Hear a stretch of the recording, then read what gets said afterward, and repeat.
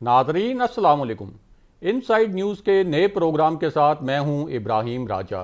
और आज हम बात करेंगे लद्दाख के इलाके में भारत और चीन के दरमियान होने वाली खून रेज झड़प के मुतल्लिक, जिसके बारे में आलमी मीडिया ने भारतीय आर्मी के 3 बड़े झूठ बेनकाब किए हैं। और इसके साथ साथ आपको ये भी बताएंगे कि भारतीय दिफाई तज्जियाकार इस पूरे मामले में पाकिस्तान का नाम क्यों ले रहे हैं। अगर आप इस खबर की तफसील जानना चाहते हैं और आने वाले दिनों में भी अहम मामलात से आगाह रहना चाहते हैं तो हमारे चैनल को सब्सक्राइब कीजिए। और अब बात करते हैं आज के मौजू पर। तो आपको बताएं कि लद्दाख और इससे मुल्का सरहदी इलाकों में गालवान वादी को दिफाई लिहाज से इंतहाई अहम समझा जाता है और इस वादी के 3 हसास फौजी और दिफाई मकामात पर चीन ने अपनी जो पोजीशंस हैं वो मुस्तहकम कर रखी हैं। और यही वो वादी है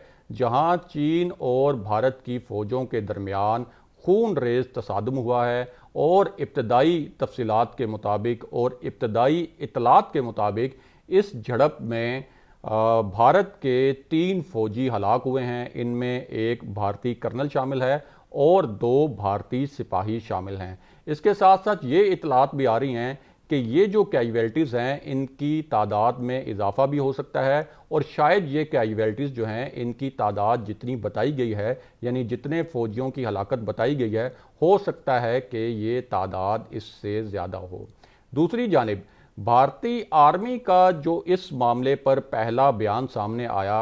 उसे दिफाई तज्जियाकार इंतहाई शर्मनाक करार दे रहे हैं, क्योंकि दिफाई तज्जियाकारों के मुताबिक भारतीय आर्मी ने अपने 3 फौजियों की हलाकत की संगीनी और उनकी अहमियत को कम करने की कोशिश की है। क्योंकि भारतीय आर्मी ने अपने पहले बयान में ये कहा कि ये वाक़या दरअसल डी एस्केलेशन के दौरान पेश आया, यानी ये वाक़या उस वक्त पेश आया, ये झड़प उस वक्त हुई जब दोनों तरफ से कशीदगी कम हो रही थी और चीनी फौज भारतीय इलाके पर जहां उसने कब्जा किया हुआ था वहां से जब वो वापस जा रही थी। तो दिफाई तज्जियाकारों ने ये सवाल उठाया कि अगर इस जगह पर और इस इलाके में कशीदगी कम हो रही थी और चीनी फौज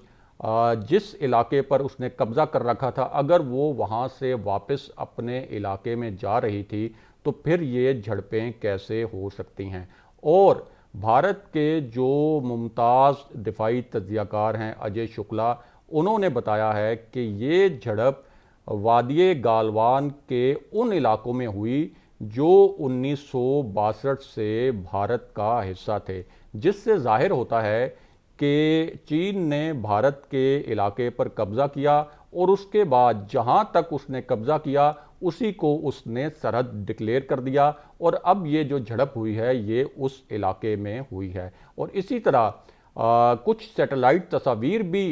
ऐसी आई हैं जिनकी तरफ अजय शुक्ला और दीगर दिफाई तज्जियाकारों ने इशारा किया है कि उन सैटेलाइट तस्वीर से जाहिर होता है कि गालवान वैली से चीन 1 इंच भी पीछे नहीं हटा और इस मामले पर नरेंद्र मोदी की हुकूमत और भारतीय जो मिलिट्री है वो अपने लोगों को गुमराह कर रही है। अब ये जो झड़प हुई है इस मामले पर चीनी वजारत खारजा का भी मौक़िफ़ सामने आया है और चीन का जो सरकारी मौक़िफ़ है उसमें कहा गया है कि दरअसल भारत के फौजियों ने सरहद अबूर करने की 2 मरतबा कोशिश की, सोमवार के दिन, पीर के दिन, और भारतीय फौजियों ने चीन की फ़ौज को उकसाने की कोशिश की, जिसके बाद चीन की फ़ौज को ये कार्रवाई करनी पड़ी और चीन की जो वजारत खारजा है उसने ऑफिशियली कन्फर्म किया है कि इस झड़प में भारतीय फौजियों की हलाकत हुई है। दूसरी जानिब कुछ भारतीय मीडिया और कुछ रिपोर्ट्स ऐसी भी आ रही हैं कि शायद इस झड़प में कोई चीनी हलाकतें भी हुई हैं और ख़ास तौर पर भारतीय मीडिया जो है वो इस किस्म की रिपोर्ट्स जो है वो चला रहा है कि ये इस झड़प में सिर्फ भारतीय फौजी हलाक नहीं हुए बल्कि दूसरी साइड पे यानी चीनी साइड पर भी कुछ कैजुअल्टीज़ हुई हैं। अब इस पूरा ये जो दोनों मुल्कों के दरमियान तनाज़ा है उसका आपको एक मुख्तसर सा बैकग्राउंड बता दें کہ یہ جو لائن آف ایکچول کنٹرول ہے یہ کچھ 3440 کلومیٹر لمبی ہے بھارت اور چین کے درمیان، اور یہاں دونوں ملکوں کے درمیان ہلکی پھلکی جھڑپیں تو ہوتی رہی ہیں، لیکن پچھلے 40-45 سال سے یہاں دونوں جانب سے کوئی ایک گولی بھی فائر نہیں ہوئی۔ اس متنازع علاقے میں بھارت نے کچھ متنازع فوجی تعمیرات کرنے کی کوشش کی تھی اور ایک دفاعی نوعیت کے حوالے سے دفاعی اہمیت کا حامل ایک پل بنانے کی بھی کوشش کی تھی، جسے چینی آرمی نے روکا تھا، اور اس کے بعد یہاں دونوں ملکوں کی جو فوجی دستے ہیں ان کے درمیان جھڑپیں ہوئیں، اور پھر چینی فوج بھارتی فوج کو 1 کلومیٹر دھکیلتے ہوئے 4 مختلف مقامات سے اتنا پیچھے لے گئی کہ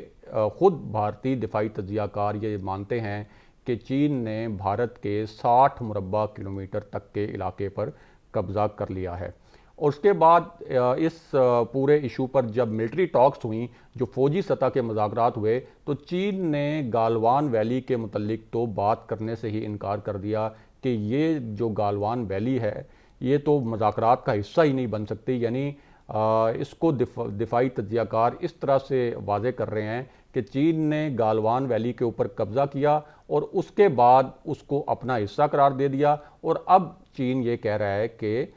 اس معاملے پر تو مذاکرات ہو ہی نہیں سکتے کیونکہ یہ ہمارا اپنا علاقہ ہے۔ اور یہ جو جھڑپ ہوئی ہے اس کے اوپر بھارت کی تینوں مسلح افواج کے جو سربراہان ہیں ان کا اجلاس بلایا گیا ہے، لیکن تمام دفاعی تجزیہ کار یہ کہہ رہے ہیں کہ اس اجلاس میں بھی کوئی فوجی حکمت عملی سامنے نہیں آئے گی، کیونکہ اس سے پہلے جب چین نے بھارت کے علاقے پر قبضہ کیا تو اس وقت بھی یہ اجلاس، اس قسم کے 2 اجلاس ہوئے جس میں تینوں مسلح افواج کے سربراہان جو ہیں بھارت کے وہ شریک ہوئے، تو اس میں بھی کوئی فوجی حکمت عملی تو سامنے نہیں آئی، لیکن اگر کوئی حکمت عملی سامنے آئی تو وہ یہ تھی کہ بھارتی میڈیا کو خاموش کرا دیا جائے کہ وہ اس پورے معاملے کے اوپر بات ہی نہ کرے۔ تو دفاعی تجزیہ کار یہ کہہ رہے ہیں کہ ابھی بھی یہ صرف اپنی پبلک کو دکھانے کے لیے ایک اجلاس تو ہو رہا ہے، لیکن بھارت کے پاس کوئی آپشن نہیں ہے کہ وہ اس پورے معاملے پر کوئی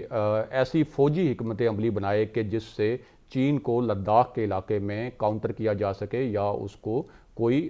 جواب دیا جا سکے، جو کچھ چین نے پچھلے تقریباً 1.5-2 ماہ میں بھارت کے ساتھ وہاں کیا ہے۔ اب اس پورے معاملے میں حیران کن طور پر جو بھارتی دفاعی تجزیہ کار ہیں وہ پاکستان کا نام بھی لے رہے ہیں، یعنی یہ جو لداخ میں پورا ایک تنازع ہوا ہے چین اور بھارت کے درمیان، اور بھارتی دفاعی تجزیہ کاروں کے مطابق چین کا لانگ ٹرم پلان یہ ہے کہ یہاں ایک بہت اہم سیکٹر جو ہے جسے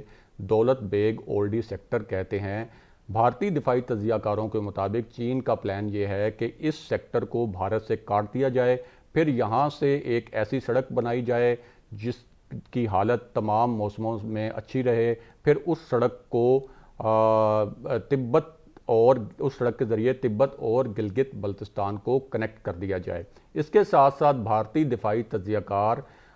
نقشوں اور چارٹس کی مدد سے یہ بھی بتاتے ہیں کہ اگر دولت بیگ اولڈی سیکٹر کو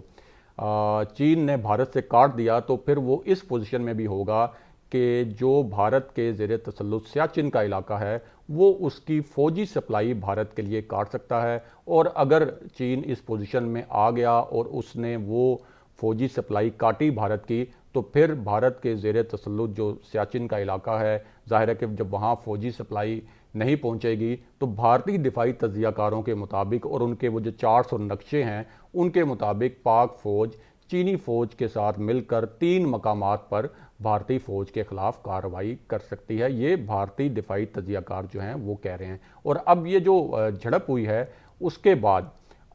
بھارت کے اندر جو اپوزیشن ہے وہ بار بار نریندر مودی سے یہ مطالبہ کر رہی ہے، خاص طور پہ کانگریس کے رہنما، کہ قوم کو